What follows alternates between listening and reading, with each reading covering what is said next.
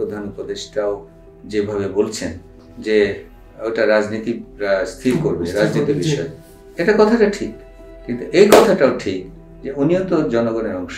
সমস্ত রাজনৈতিক যে জনগণকে আমরা অংশগ্রহণের সুযোগ দিই, তাহলেই সেটা সত্যিকার গণতন্ত্রের দিকে আমরা নিয়ে যাব। কতিপয়তান্ত্রিক রাষ্ট্র, তাহলে আমরা প্লেটোই তো ভালো বলেছিলাম, প্লেটোর কতিপয়তন্ত্র দার্শনিক শাসকের সঙ্গে এরকম সম্পর্ক নেই, কিন্তু ঘটনাটা ওইরকম হয়ে যাচ্ছে। এই কতিপয়তান্ত্রিক সমাজ রাষ্ট্র বেশি দিন যদি কন্টিনিউ করে প্রশ্নবিদ্ধ হয়ে যায়। মৌলিক দায়িত্বটা হচ্ছে গণতান্ত্রিক অধিকার জনগণকে ফিরিয়ে দেওয়া। এটার জন্য অবশ্যই তাদেরকে ডকুমেন্ট সংস্কার এবং প্রাতিষ্ঠানিক কাঠামো সংস্কার দ্রুত করতে হবে, যত দ্রুত সম্ভব করে, এবং সেটা তাদের একটা রোডম্যাপ এখনই দরকার। যিনি বহুত্ববাদকে শ্রদ্ধা করেন, গ্রহণ করেন, বহুত্বকে গ্রহণ করেন, তিনি হচ্ছেন সিভিক, তিনি হচ্ছেন সভ্য নাগরিকের ডেফিনিশন হচ্ছে এটা। মানুষকে ইনভলভ করতে হবে এবং যাই করবে জনগণের কাছে প্রকাশ্যে জানিয়ে করবে। আরেকটা আর্গুমেন্ট ছিল, এটা কি কোনো ধরনের ভ্যালিডিটি দেয় কিনা বা লেজিটিমেসি তৈরি করে কিনা, যে ডেভেলপমেন্ট করা অনেকগুলো মেগা প্রজেক্ট আমরা দেখেছি।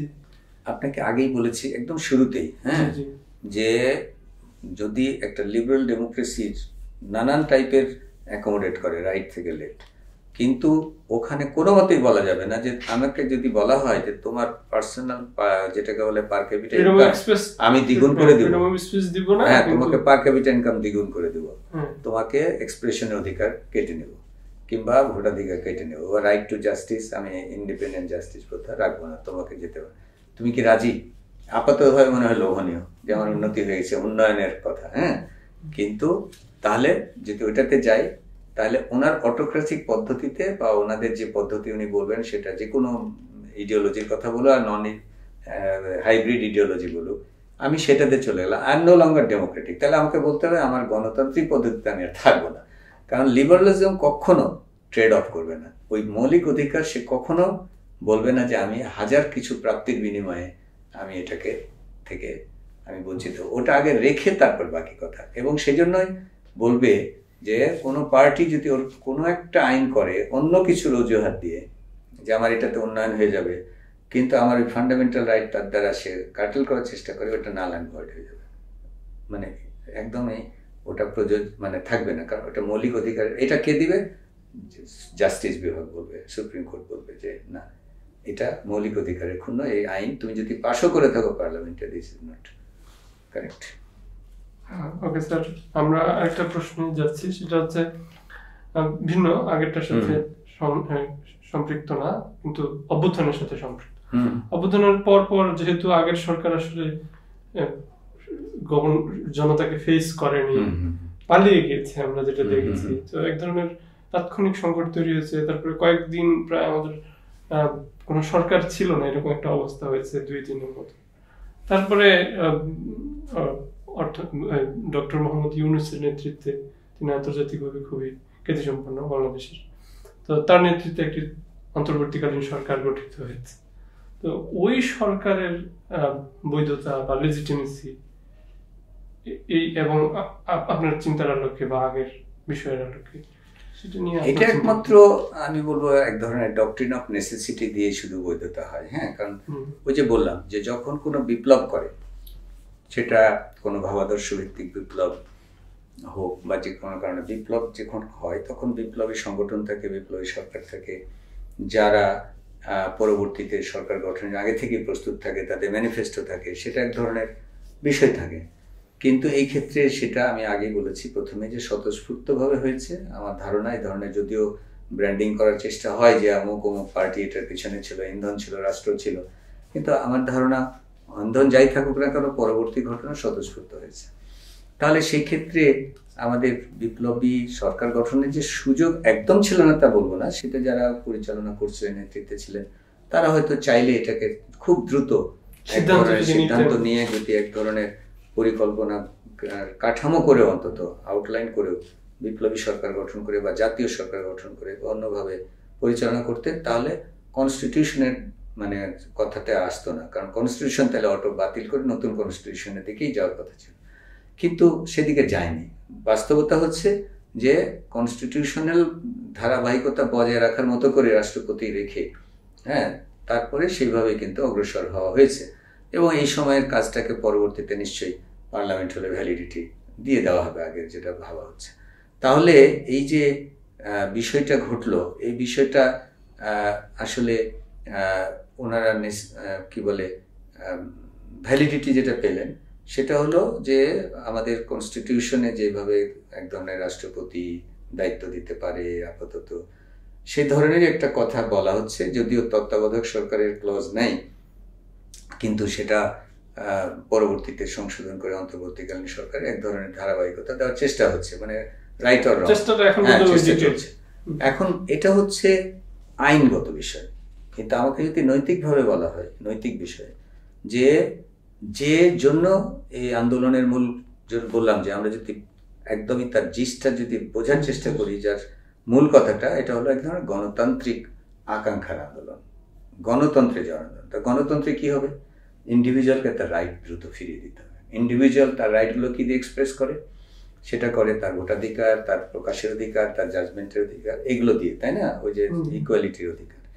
এখন সেখানে যে শাসন ব্যবস্থাটা যেটা তৈরি হলো সেটা হলো এক ধরনের এলিট, মানে কতিপয়তান্ত্রিক বলতে পারি শব্দটা, হ্যাঁ, যে কতিপয়তান্ত্রিক শব্দটা দিয়ে যে বিভিন্ন রকম মহল থেকে চুজ করে ভ্যালিডিটিটা যে এসছে নানান মহল থেকে, নানান উৎস থেকে কয়েকজনকে নিয়ে একটি সরকার গঠিত হয়েছে। কেমন ছাত্র জনতা ওদেরকে চেয়েছিলেন এরকম একটা ব্যাপারটা হলো যে এই ক্ষেত্রে বুঝতে হবে যে ছাত্র জনতা মানে কোনো তো সাংগঠনিক কাঠামো নাই, কিছু মানুষ তার মধ্যে হ্যাঁ, তো সমন্বয়করা কয়েকজন চেয়েছে, আবার সমন্বয়কের চাওয়ার বাইরে থেকে এসেছে, বিভিন্নভাবেই কিন্তু গঠিত হয়েছে।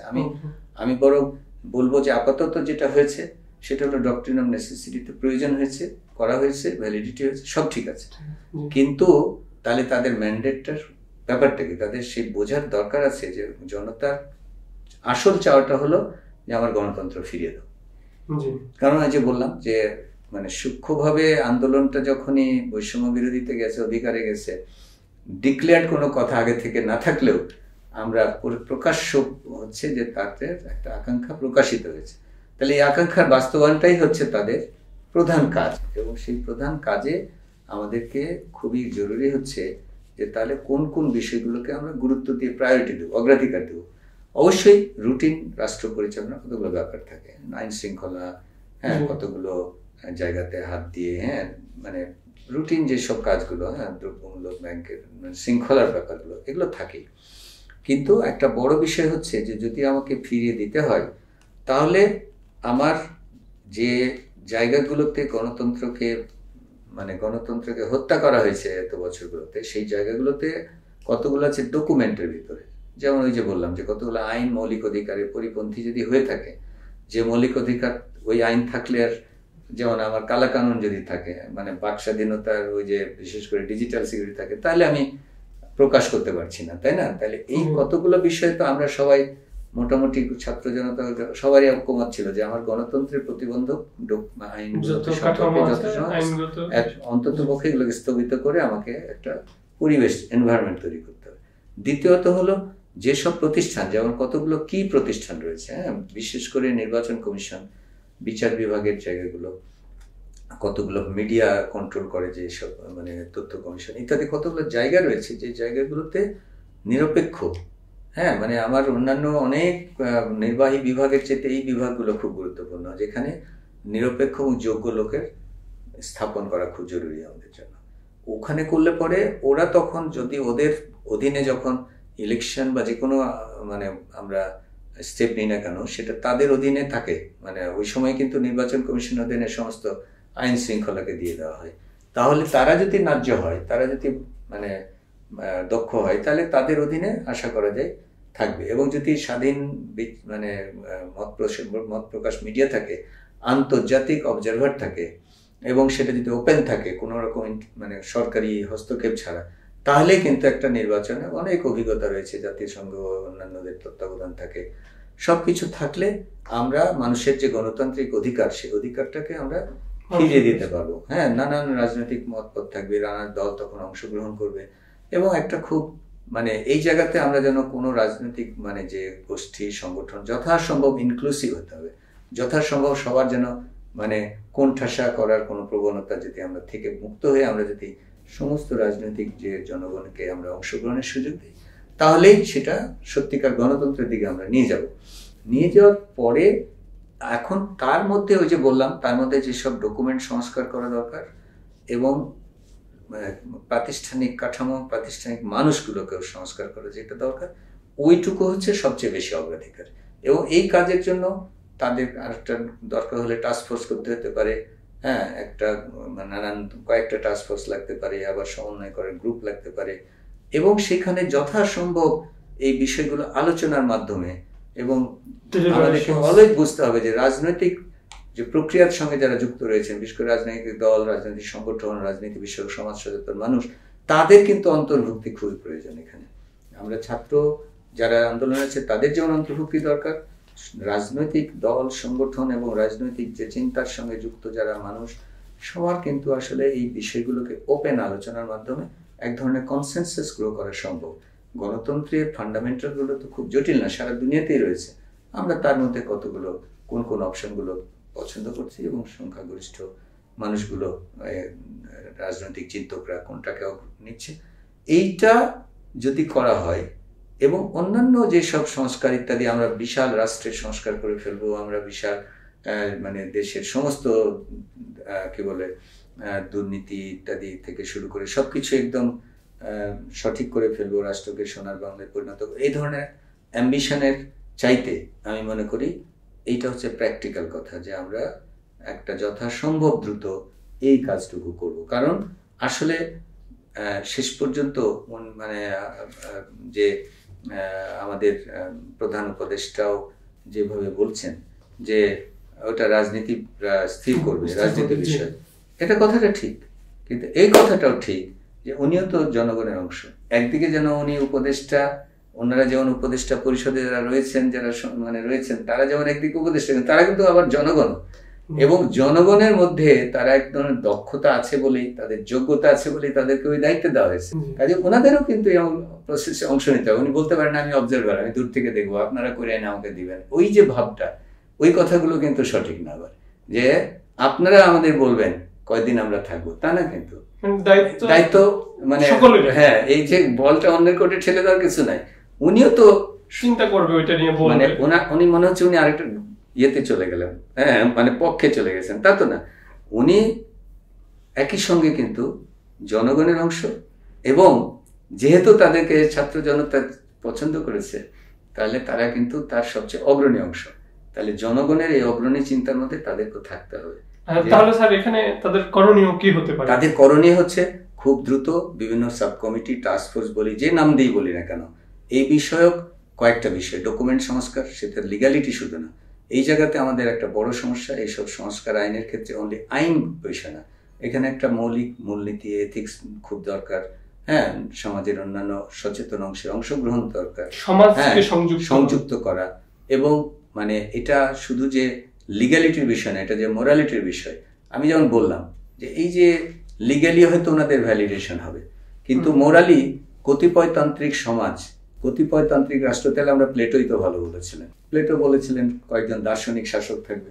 দেখুন, তারপরে তো প্লেটো অনেক ট্রেনিং এর বিষয় বলেছিলেন, হ্যাঁ, কতিপয়তন্ত্র বলেও তাদেরকে অনেক রকম অ্যাক্টিভিটি দিয়ে এক ধরনের কমন গোলের দিকে প্রিপেয়ার করার কথা ছিল। এটা কিন্তু অ্যাবস্ট্রাক্ট চিন্তার ক্ষমতা তৈরি করা, কমন গোল তৈরি করা, তার জন্য পাঠ্যক্রম তৈরি করেছিলেন। তাদেরকে গণিত শিখতে হবে, তাদেরকে অ্যাবস্ট্রাক্ট চিন্তা শিখতে হবে, তাদেরকে আবার শিল্প সংস্কৃতি, হ্যাঁ, শিল্প সংস্কৃতি না, কিন্তু এভাবে অর্গানাইজ হইতে নাই। একজন এই পক্ষ থেকে এসছেন, একজন সোর্স থেকে এসছে, কি করে তাদের কমন গোল তৈরি হবে, কি করে তাদের প্লেটোর কতিপয়তন্ত্র দার্শনিক শাসকের সঙ্গে এরকম সম্পর্ক নেই, কিন্তু ঘটনাটা ওইরকম হয়ে যাচ্ছে। কতিপয়তন্ত্র আপনারা জানেন যে এই ধরনের যখন হয়, এই কতিপয়তান্ত্রিক সমাজ রাষ্ট্র বেশি দিন যদি কন্টিনিউ করে, প্রশ্নবিদ্ধ হয়ে যায়। এখনই দেখবেন যে এর সম্পর্কে, যোগ্যতা সম্পর্কে প্রশ্ন হচ্ছে, ওর এথিক্স সম্পর্কে প্রশ্ন হচ্ছে। এখানে স্যার এই বিষয়গুলো ছিল তো, রাজনৈতিক দলগুলো এক ধরনের ইকুইসেন্স বা সম্মতি দিয়েছে, যেহেতু সবগুলো স্টেকহোল্ডার দিল, কিন্তু যখনই কতিপয়তান্ত্রিক সমাজ, এটা বোঝা উচিত যেটা আসলে গণতান্ত্রিক সমাজের কোনো বিকল্প না। তো কাজে আমি যত দ্রুত সম্ভব আমার কাজটা সম্পূর্ণ করে আমি যত সম্ভব বিদায় নেব, তত দ্রুত আমাদের ইয়েটা থাকবে, যে সার্থকতাটা। না হলে প্রশ্নবিদ্ধ হতে শুরু করেছে, তো এর মাঝেই তো হয়তো দেখা গেল এই উপদেষ্টার এক প্রশ্ন উঠতেছে, ওই উপদেষ্টার যোগ্যতা নিয়ে কথা নিয়ে প্রশ্ন উঠছে, ওটার নীতি নিয়ে প্রশ্ন উঠছে, তার এথিক্স নিয়ে প্রশ্ন উঠছে, তার দৃষ্টিভঙ্গি নিয়ে হচ্ছে না, এগুলো কিন্তু বৃদ্ধি পেতে থাকবে। কারণ গণতান্ত্রিক রাষ্ট্রে প্রশ্ন উঠবে, ঠেকানোর উপায় কি? ঠেকানোর উপায় হচ্ছে যে তারা যত দ্রুত সম্ভব তাদের যেটা মৌলিক দায়িত্বটা হচ্ছে গণতান্ত্রিক অধিকার জনগণকে ফিরিয়ে দেওয়া। এটার জন্য অবশ্যই তাদেরকে ডকুমেন্ট সংস্কার এবং প্রাতিষ্ঠানিক কাঠামোর সংস্কার দ্রুত করতে হবে, যত দ্রুত সম্ভব করে, এবং সেটা তাদের একটা রোডম্যাপ এখনই দরকার। তাদেরকে কিন্তু এই আলোচনাগুলো, যে আমি একটা কমিটি করে দিলাম, একটা কেন টাস্কফোর্স করে দিলাম, তারপর একসঙ্গে বসবে, মিডিয়া থেকে শুরু করে জনগণের মাঝে স্টেক হোল্ডার কনসালটেশন হবে, কনসালটেশনের মাধ্যমে তারা একটা ডকুমেন্ট তৈরি হবে, এবং সেই ডকুমেন্টটা আবার দরকার হলে যদি লাগে আরো বেশি জনগণের ইচ্ছার প্রতিফলন আছে কিনা দেখবে, বা সমস্ত পার্টির এক ধরনের ঐক্যমত তৈরির ভিত্তিতে যত দ্রুত ফিরিয়ে দেবে। না হলে হবে কি, এই কতিপয়তান্ত্রিক সমাজ তারা ব্যাপারটা বুঝতে হবে যে আমার ভ্যালিডিটি এসছে একটা অস্থায়ী ভ্যালিডিটি, কিন্তু আমি এটাকে দীর্ঘকালীন ব্যবহার করলে আমার মধ্যে থেকে নানান প্রশ্ন উঠবে। কারণ রাষ্ট্র পরিচালনায় একটা গণতান্ত্রিক রাষ্ট্র প্রশ্ন ওঠে, মন্ত্রীর নানান প্রশ্ন, না কিন্তু সেই প্রশ্নগুলো তো তখন পার্লামেন্টে যাচ্ছে, সেই সেটা একটা বিচার বিভাগের প্রতিকারের ব্যবস্থা, তার তো নানান ধরনের চেক অ্যান্ড ব্যালেন্সের মধ্যে দিয়ে আছে, তাই না? গণতন্ত্রে তো চেক অ্যান্ড ব্যালেন্স, নির্বাহী, আইন প্রণেতা এবং বিচার বিভাগের চেক অ্যান্ড ব্যালেন্স রয়েছে। এই সিস্টেমে তো ওইটা নাই, কাজে আপনাকে প্রথমেই বুঝতে হবে। জুডিশিয়ারি তো আছে, এখনো জুডিশিয়ারি আছে, কিন্তু আমার তো পার্লামেন্ট আইন প্রণেতা নাই। আমি বড় অংশই তো নাই, একটা বড় অংশ তো সেটা লোকাল গভর্নমেন্টের যে ফরম্যাট সেটা তো এখন পুরনো হয়ে গেছে, ইলেক্টেড লোক নাই, চেয়ারম্যানরা বিদায় হয়ে গেছে, তাহলে লোকাল গভর্নমেন্টও তো একটা বড় বিষয় এখানে, তাই না? তাহলে গণতন্ত্রের যে মূল কাঠামোগুলো সেগুলো তো ব্রেক করে গেছে। আমি এখন এটাকে যতই যেভাবে বলি না কেন, এটা কতিপয়তন্ত্র, এটা প্লেটোর ধারণার উপরে রাষ্ট্র, এটা কোনো গণতান্ত্রিক রাষ্ট্র হতে পারে। এবং সেই কতিপয়তন্ত্রের জন্য সক্রেটিস, প্লেটো, অ্যারিস্টটল তো গণতন্ত্রের বিরোধী ছিল, এটাই মনে করেছিল খুব ভালো শাসন ব্যবস্থা বলা হয়েছে। কিন্তু ইতিহাস, মানুষের সভ্যতার এত 100 বছরের চর্চা, আমি আগেও বলেছি যে প্রমাণ করেছে যে আসলে অনেক খারাপ দিক রয়েছে, অনেক লিমিটেশন রয়েছে, কিন্তু পৃথিবী গণতন্ত্রের দিকেই তো বেশি গেছে, তাই না? সিংহভাগ রাষ্ট্র তো গণতন্ত্রের নানান ফরম্যাটকেই তো নিয়েছে, আমরা তো তাই নিয়েছি, আমরা তো তার জন্য পিঠে রেখে জীবন দিচ্ছি, তাই না? তাহলে তাই যদি হয়, তাহলে গণতন্ত্র যদি আমাকে রক্ষা করতে হয়, তো গণতন্ত্রকে ফিরে দিতে হবে না, তাড়াতাড়ি কাঠামোতে যেতে হবে না? এটা তো কোনো গণতান্ত্রিক কাঠামো নয়, এটা তো টেম্পোরারি। আমি আবারও বললাম, সব ব্যবস্থায় অস্থায়ী, কিন্তু ওখানে তো অস্থায়ী বলা আছে যে 5 বছর পরে ইলেকশন হবে, 5 বছর পরে তুমি কিন্তু তোমাকে প্রমোট করবে, প্রেডিক্টেবল, কতগুলো, এবং চেক অ্যান্ড ব্যালেন্সটা স্পষ্ট লেখা আছে, আইন করা আছে, এখানে কিন্তু ওগুলো নেই। এই জন্য আমার ধারণা যে এটা বুঝতে হবে যে আমার প্রাইমারি কাজ কোনটা, সেকেন্ডারি কাজ আমি অনেক করে বেড়াতে পারি, কিন্তু সেকেন্ডারি কাজ কিন্তু ভ্যালিডেটেড হবে না, কারণ নানানজন সেকেন্ডারি কাজে নানান ধরনের চাহিদা থাকবে, এত চাহিদা পূরণ করাও তাদের সম্ভব হবে না। সুতরাং এই কাজগুলো থেকে তাদের প্রাইমারি কাজে মনোনিবেশ করা, একটা রোডম্যাপ করা, একটা টাইম ফ্রেম করা, এবং সেটা স্পষ্ট জানা। প্রাইমারি কাজের মধ্যে কি কি থাকবে বলে মনে করেন? প্রথমত, যেসব আইন এই ধরনের নিরপেক্ষ এক ধরনের গণতান্ত্রিক অধিকারের জন্য, অন্তত পক্ষে একটা নির্বাচিত সরকার যাওয়ার জন্য যেসব, যেমন কালাকানুন যদি এক্সপ্রেশনের অধিকার ব্লক থাকে, কালাকানুন যদি জাস্টিসে যাওয়ার অধিকার ব্লক থাকে, কালাকানুনে যদি ভোটের ঠিক মতো না যাওয়ার অধিকার, ইলেকশন কমিশন নিরপেক্ষ কাজ করার সুযোগ না থাকে, এম্পাওয়ার না থাকে, এই বিষয়গুলো দেখবে। আর ওই প্রতিষ্ঠানগুলোতে যে মানুষগুলো রয়েছে, সেই মানুষগুলোর একটু ইতিহাস একটু পর্যালোচনা করতে হবে তাদেরকে। তাহলে প্রাথমিক কাজ হচ্ছে এই দুটো কাজ করা, খুব যে একটা অঢেল টাইমের বিষয় তা না, মানুষকে ইনভলভ করতে হবে, এবং যাই করবে জনগণের কাছে প্রকাশ্যে জানিয়ে করবে। সেটা স্যার, এখানে ধরা হয় যে ছাত্র জনতার আন্দোলনের একটা শেষের যে 1 দফা দাবি ছিল যে ওই সরকারের পতন এবং ফ্যাসিবাদী ব্যবস্থার বিলোপ, তারা আগের শাসন ব্যবস্থা, গণতান্ত্রিক যে রাষ্ট্র হয় সে রাষ্ট্র তো কখনো ফ্যাসিস্ট হওয়ার উপায় নেই, অটোক্রেটিক রাষ্ট্র ফ্যাসিস্ট হয়ে যাবে আলটিমেটলি, সেটা পার্টিরই সুপ্রিমেসি হোক আর ব্যক্তিরই হোক। এখানে ব্যক্তি আর পার্টি এক হয়ে গিয়ে আরো বেশি ফ্যাসিবাদের দিকে চলে গেছে। কাজে আমরা যেটা কথা বলছি, যে রাষ্ট্রের কথা স্বপ্ন দেখছি, যদি তারা এই রাষ্ট্রের দিকে এখন নিয়ে যায় খুব দ্রুত, তারা নিয়ে যায়, সবাই মিলিত হয়ে আমরা নিয়ে যাই, তাহলে ফ্যাসিবাদের তো আর প্রশ্ন আসে না। কারণ কোনো সত্যিকার গণতান্ত্রিক রাষ্ট্রে তো ফ্যাসিবাদের উত্থানে কোনো সিস্টেম নাই। হ্যাঁ, মানে এটা তো সত্যিকার গণতান্ত্রিক রাষ্ট্র পাওয়ার ক্ষেত্রে কাঠামোগত মৌলিক প্রিন্সিপাল গুলো কি হতে পারে? মৌলিক প্রিন্সিপাল কিন্তু সারা পৃথিবীতেই, হ্যাঁ, মৌলিক প্রিন্সিপাল একই কথা, যে আমার সংবিধানে আমাকে যে ইকুয়ালিটি অধিকার দেওয়া আছে, এবং মানে কত ইকুয়ালিটির কথা বলা আছে, ফান্ডামেন্টাল প্রিন্সিপাল এবং অধিকারের, এই অধিকারের বিরোধী আইন করা যাবে না। হ্যাঁ, এবং সেই অধিকারের বিরোধী আইনের যে অধীনে মানে যেসব রাষ্ট্রীয় প্রতিষ্ঠান গড়ে ওঠে, সেই প্রতিষ্ঠানগুলো প্যাট্রোনাইজ করা যাবে না, এবং সেখানে কোনো পার্টিকুলার ইডিওলজি, কোনো পার্টিকুলার ভাবাদর্শের যে মানে সুপিরিয়রিটি, সেটা ডিক্লেয়ার করা যাবে না। প্রত্যেক মানুষের ইকুয়াল রাইটটাকে যদি সচেতন করা যায়, তারপরে ডিটেলে কোনোটা প্রেসিডেন্সিয়াল পদ্ধতি হতে পারে, পার্লামেন্টারি পদ্ধতি। আমরা পার্লামেন্টারি পদ্ধতির জন্যই কিন্তু সেই 6 দফার আন্দোলনের প্রথম কথাও ছিল পার্লামেন্টারি পদ্ধতি, 69-এ পার্লামেন্টারি পদ্ধতি, 71-এ আসলে ছিল পার্লামেন্টারি পদ্ধতি। এগুলো দুর্ভাগ্যজনকভাবে প্রেসিডেন্সিয়াল হয়েছে, আবার পার্লামেন্টারি হয়েছে। আমরা ধরুন একবার পেন্ডুলামের মতো করেছি। কিন্তু আমরা যদি এখনো বলি যে না, পার্লামেন্টারি পদ্ধতি হবে, দ্বিকক্ষ বিশিষ্ট না এক কক্ষ বিশিষ্ট, নানান ডিটেল হতে পারে, এবং সেই ডিটেল যে এখনই সমাধান করতে হবে এমন কোনো নাও হতে পারে। আমাদের প্রথমত আগে মানে যে যা ছিল আমাদের অরিজিনাল সংবিধানেও যা ছিল, সেটাও যদি ফেরত যাওয়া হয়, কতগুলো ওখানে যদিও প্রিন্সিপালগুলো নিয়ে জগা খিচুড়ি রয়েছে, আমাদেরকে আগে সেখানে যদি যাওয়া হয়, যে আমরা অন্তত একটা মানে জনগণের পছন্দ মতো একটা কিছু পাবে।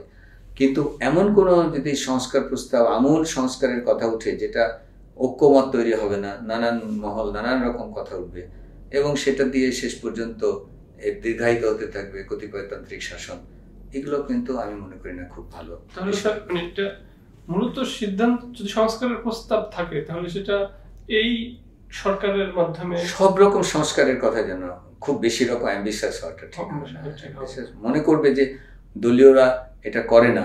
হ্যাঁ, এটা একটা কথা, কিন্তু যদি দলীয়রা এখন ম্যানিফেস্টোতে পরিষ্কার ডিক্লেয়ার করে যে আমি দ্বিকক্ষ বিশিষ্ট পার্লামেন্ট করব, বা আমি এই ধরনের পদ্ধতি করব, আমি বিচার ব্যবস্থার এই করব, তাদের ম্যানিফেস্টোতে এগুলো আসতে হবে। এখন ম্যানিফেস্টোতে ডিক্লেয়ার করে মানুষ যদি ভোট দেয়, তাহলে মানুষ কিন্তু তাকে আবার জবাবদিহি করতে হবে। আবার আমি আন্দোলন, অনেকে মনে করেন যে এখন আসলে একটা সংবিধান সভার নির্বাচন দেওয়া দরকার, সেটাও একটা হতে পারে। আমি তো বললামই যে সংস্কারের ডকুমেন্টকে যদি এমন মেজর কথা থাকে, যেটা দরকার হলে সংবিধান সভা করে প্রথম ইলেকশন এটা করে আমি সংবিধানকে ভ্যালিডেট করবো, সেটা একটা পদ্ধতি হতে পারে। সেটা যে হবে না এমন তো কথা না, যে আমি সংবিধানের যেসব অ্যামেন্ডমেন্ট যেগুলো সংবিধানকে বিকৃত করেছে, প্লাস অরিজিনাল সংবিধানে যেসব সীমাবদ্ধতা রয়েছে, সেগুলোকে আমি সঠিক করে আমরা ঐক্যমত তৈরি করলাম। প্রথমে ঐক্যমত তৈরি হলো মানে স্টেক হোল্ডার লিডারদের মধ্যে, পরে আমরা বললাম ব্যাপক জনগণের কাছে এটা গিয়ে, কারণ আসলে তো ভ্যালিডেট করা তো জরুরি।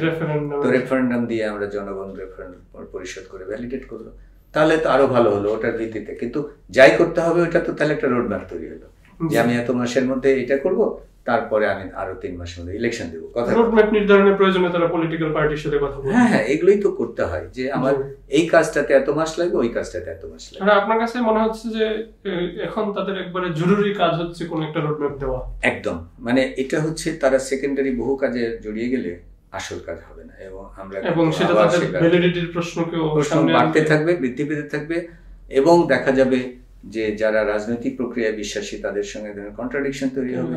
এটা তখন হয়তো আন্দোলন আবার ওই ধরনের সমস্যা তৈরি হতে পারে।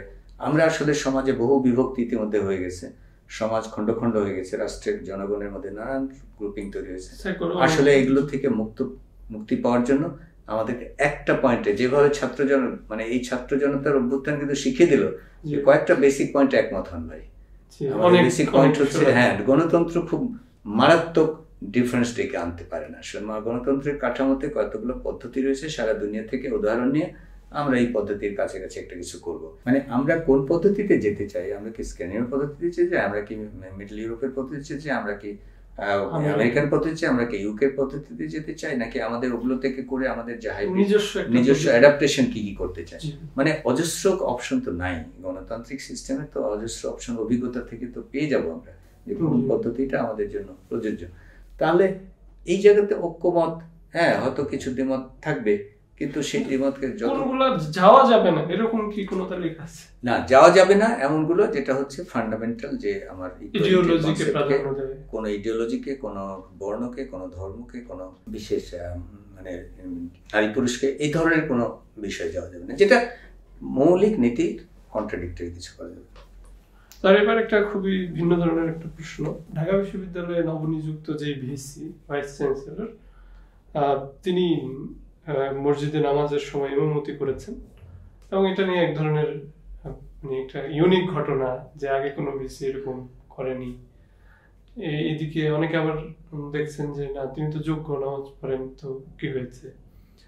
এই বিষয়ে আপনার কোনো বক্তব্য? আসলে আবারও আমি যে কথাটা বলবো, যে গণতন্ত্র বুঝতে গেলে যে philosophy and ethics of liberalism যদি না বোঝা হয়, তাহলে কিন্তু এই বিতর্কগুলো অনাকাঙ্ক্ষিত বিতর্ক আসতে থাকে।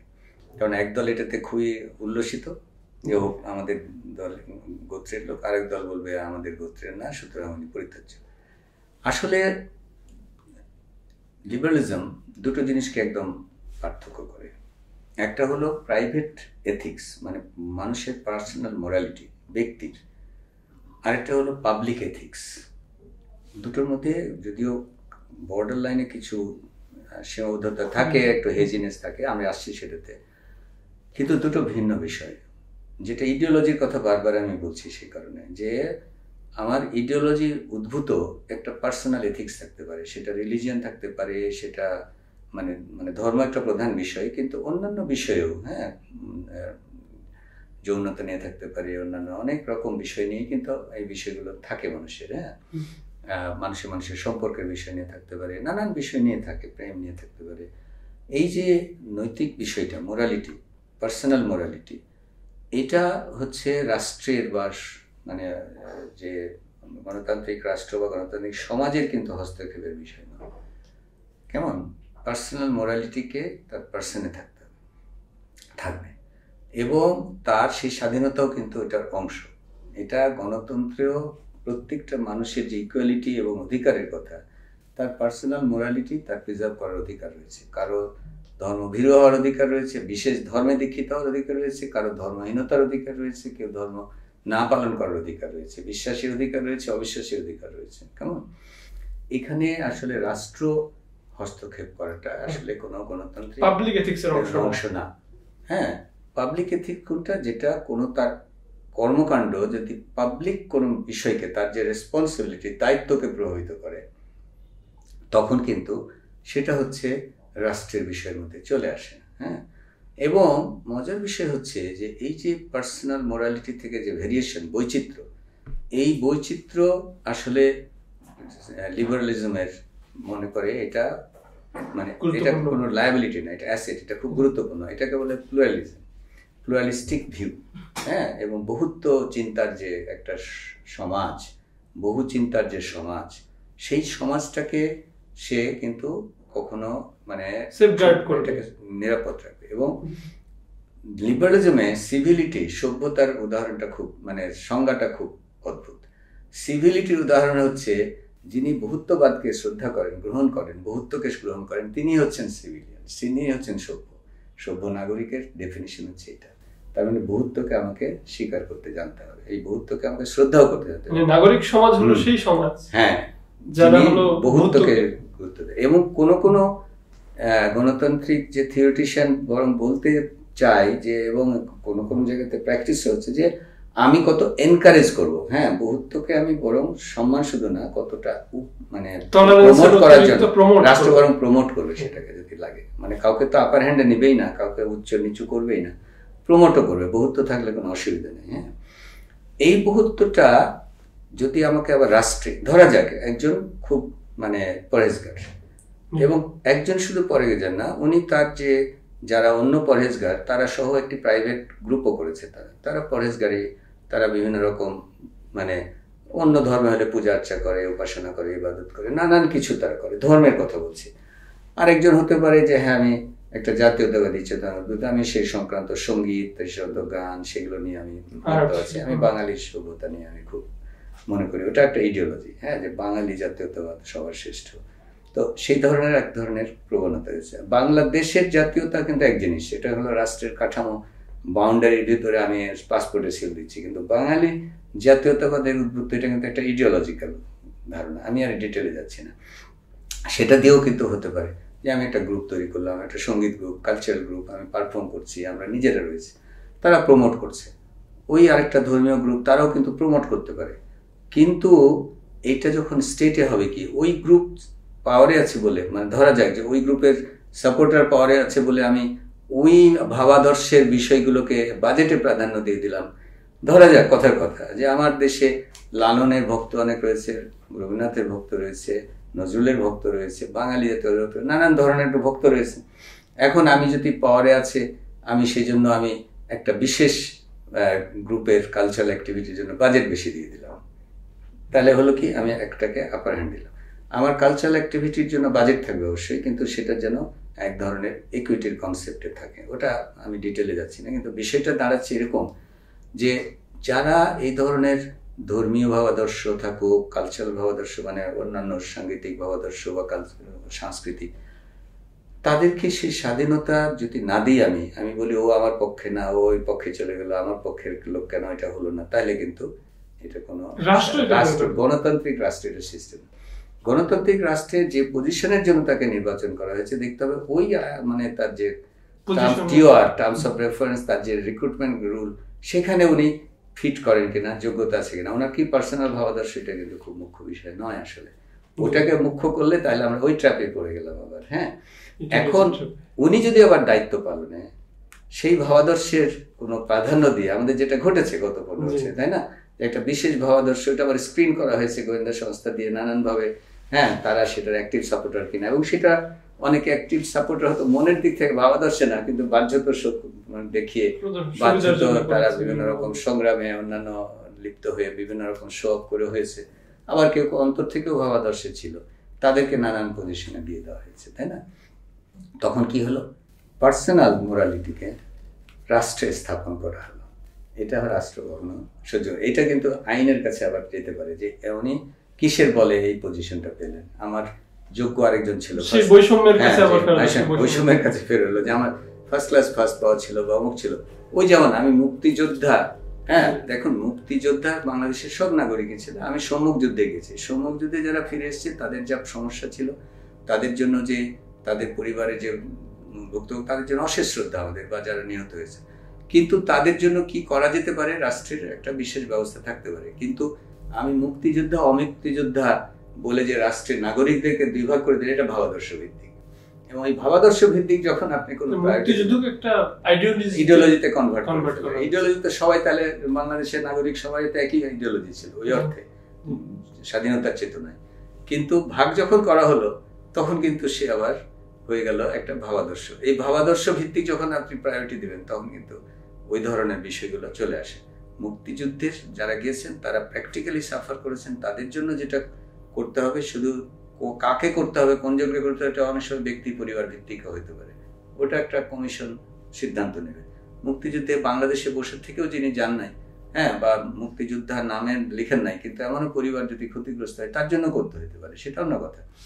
কিন্তু এই যে বিষয়গুলো, একটা তথ্য যোগ করি, এরকম যে অনেক বিপুল পরিমাণে ভুয়া এটা তো হয়। যখন এই ধরনের ইডিওলজি ভিত্তিক সমাজে যখন এই ধরনের বৈষম্য তৈরি হয়, তখন যেটা সুযোগ সন্ধানীরা সুযোগ নেয়, এটাই হচ্ছে নিয়ম।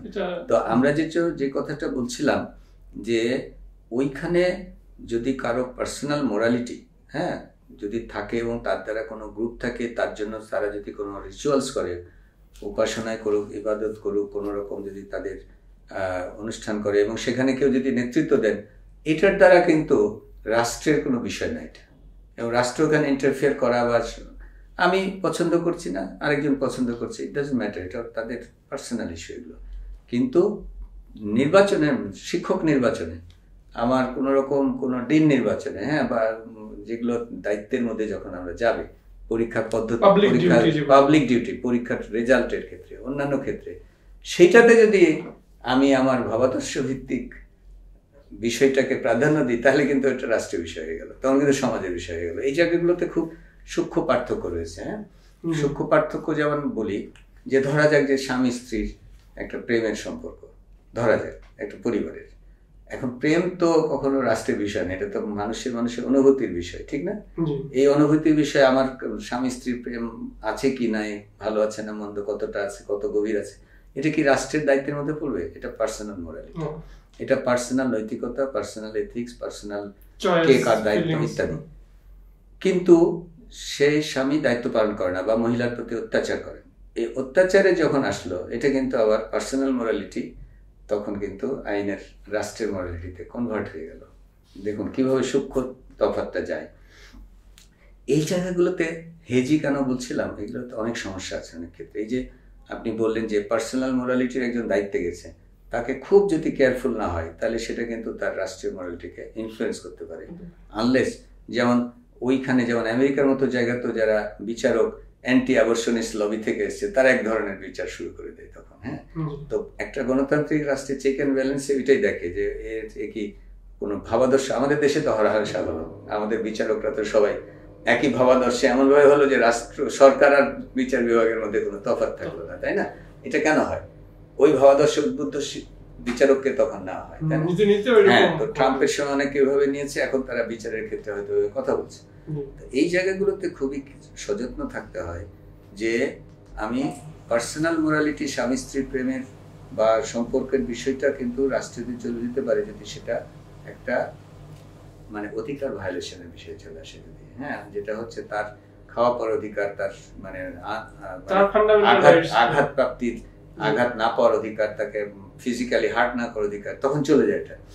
এখন এইসব জায়গাগুলোতে আমাদের মতো বিশেষ করে যেখানে দেশগুলো এখনো অধিকার সচেতনতা মানে ইন্ডিভিজুয়ালের এখনো অত পরিণত নয়, সেখানে কিন্তু একটা গুরুত্বপূর্ণ কথা ভাবতে শিখতে হবে। সেটা হলো যে ধরা যাক আমার একটা নারী একটা পুরুষ হয়তো অত্যাচারও করেছে, কিন্তু সে মনে করে পুরুষের পদতলে বের, তার ধর্মীয় পার্সোনাল মোরালিটি বলছে যে তার স্বামীর বিরুদ্ধে অভিযোগ করা উচিত না বা কোনো শাস্তি পায় এরকম কিছু করা উচিত না। এখন সে চুপ করে থাকছে, কথার কথা, সে হয়তো সেভাবে তার অধিকারটা প্রতিফলন করছে না। তাহলে এই জায়গাগুলোতে কিন্তু ওই যে সামাজিক গ্রুপগুলো, অধিকার আন্দোলনের গ্রুপগুলো, শিক্ষা সংস্কৃতি চর্চা এবং যারা বৃহত্তর সামাজিক গোষ্ঠী, রাষ্ট্র সেগুলোকে এনকারেজ করবে যেন অধিকার সচেতনতার ব্যাপারে, সামাজিক মূল্যবোধের ব্যাপারে, হ্যাঁ, এডুকেশনের ব্যাপারে, হ্যাঁ, তাদের শিক্ষাগত এবং তাদেরকে অনেকে করতে পারে না বিকজ তারা অর্থনৈতিকভাবে নির্ভরশীল। অর্থনৈতিক বিকাশের ক্ষেত্রে, নারীর ক্ষমতায়নের ক্ষেত্রে, মানে নারী বলছি আমি একটা উদাহরণ, যে কোনো অপ্রেসড শ্রেণী, সেই কাজগুলো করার কিন্তু কোনো বিকল্প নাই। গণতান্ত্রিক সমাজ কিন্তু শুধু আইন দিয়ে, রাষ্ট্র গণতান্ত্রিক হলে আমাদের সবকিছু নিশ্চিত হয়ে যাবে, আইন দিয়ে সবকিছু করা যায় না। আইনই সব কথা, শেষ কথা নয়।